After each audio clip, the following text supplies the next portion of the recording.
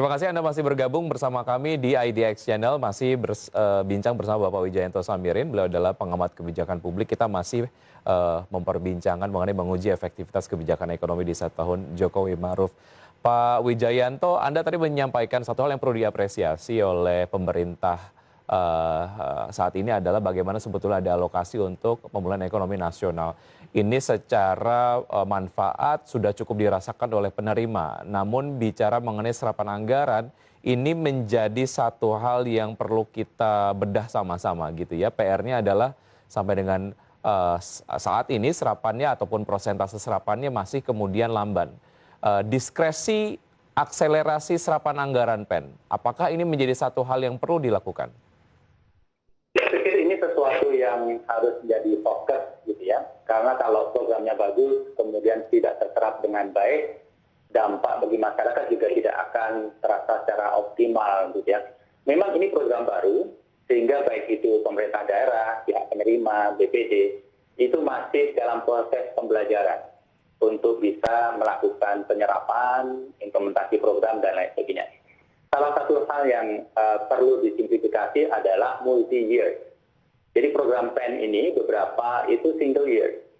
Sehingga penerima itu kesulitan. Menerima banyak, tetapi harus sudah diimplementasikan di akhir tahun. Gitu ya. Kalau bisa dimodifikasi misalnya menjadi multi-year, penerima, taruhlah Pemda, itu bisa mengeluarkan kebijakan-kebijakan yang lebih jangka panjang, lebih inovatif, lebih kreatif. Gitu ya.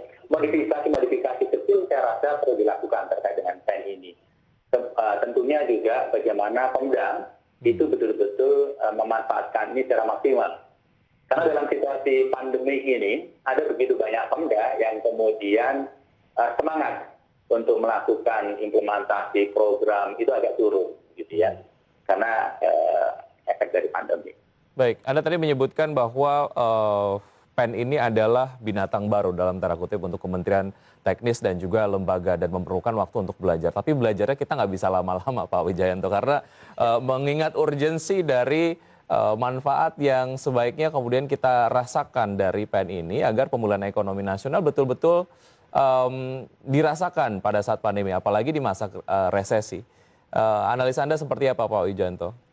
Ya, beberapa modifikasi kebijakan PEN itu perlu dilakukan, leniency tadi.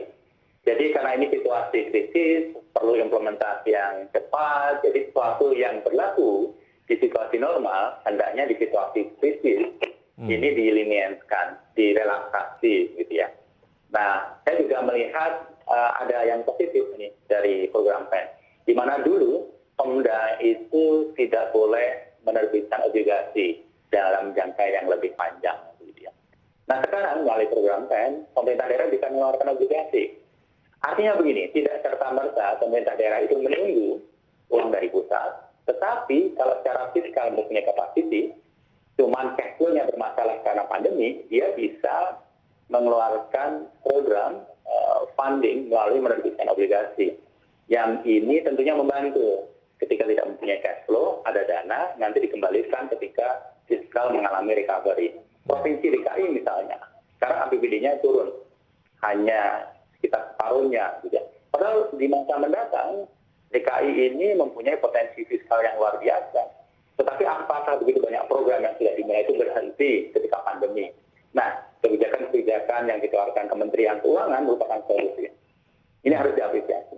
Baik, ya. Pak Wijayanto, kalau kita lihat mengenai kebijakan ekonomi di 1 tahun Jokowi Ma'ruf, tentu saja pada saat penanganan pandemi COVID-19 banyak mengkritik pemerintah gitu bahwa nampaknya dalam penanganan pandemi ada pergeseran prioritas dari penanganan yang seharusnya concern di kesehatan, tapi kemudian ada concern lain bagaimana sebetulnya kegiatan ekonomi juga tetap diprioritaskan. Ini menjadi sebuah kondisi yang cukup dilematis, kita kemudian juga cukup mengerti. Tapi dari sisi kebijakan publik sendiri, sejauh mana ini sebetulnya menimbulkan apa? Semacam kebingungan lah di masyarakat. Mana yang kemudian seharusnya diprioritaskan oleh pemerintah? Ya, saya melihat pemerintah Jokowi tahun kedua ini akan menjadikan ekonomi sebagai prioritas. Jadi begitu tahun kedua dimulai, pemerintah akan negas melalui berbagai kebijakan untuk mendongkrak pertumbuhan ekonomi. Karena memang pemerintah juga paham kita mengalami perlambatan ekonomi, kita mengalami penurunan daya saing dalam 5 tahun pertama kepemimpinan Pak Jokowi. Tidak akan digeber. Sehingga ketika pandemi muncul, dugaan saya, mindset bahwa kita akan mengenjot ekonomi itu masih dominan. Sehingga kita agak telat merespon bahwa pandemi adalah sesuatu yang sangat serius, karena ini bisa berdampak pada ekonomi.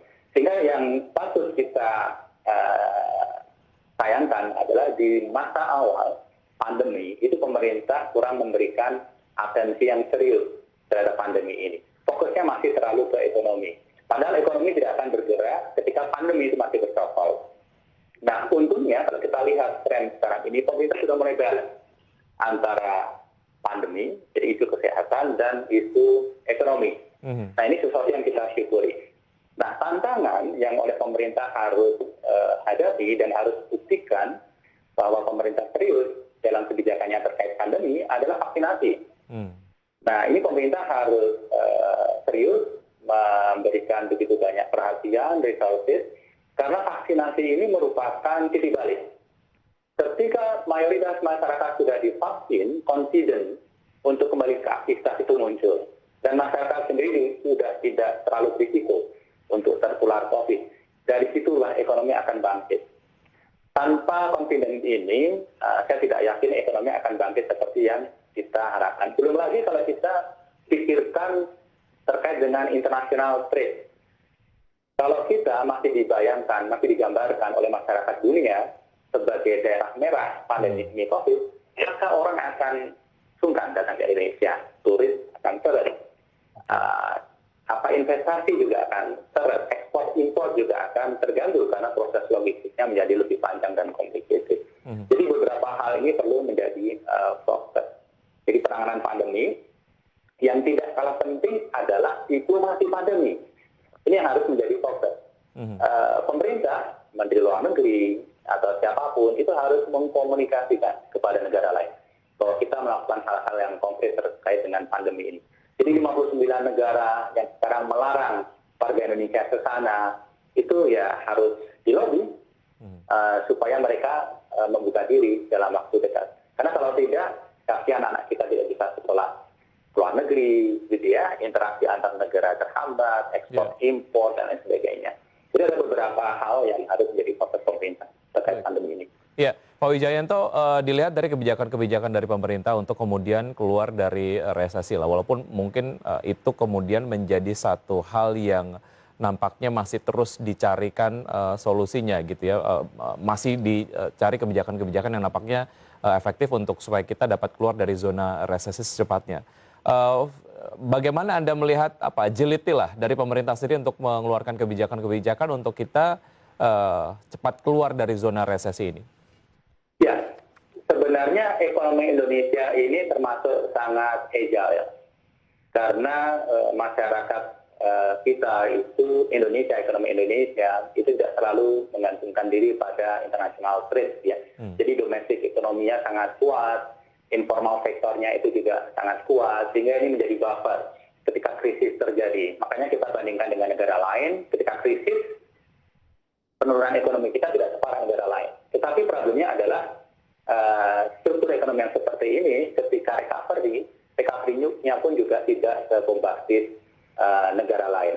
Nah, hal-hal yang perlu dilakukan dan menjadi fokus pemerintah adalah penguatan ekonomi kerakyatan yang selama ini menjadi buffer itu harus selalu didorong. UKM misalnya harus diperkuat.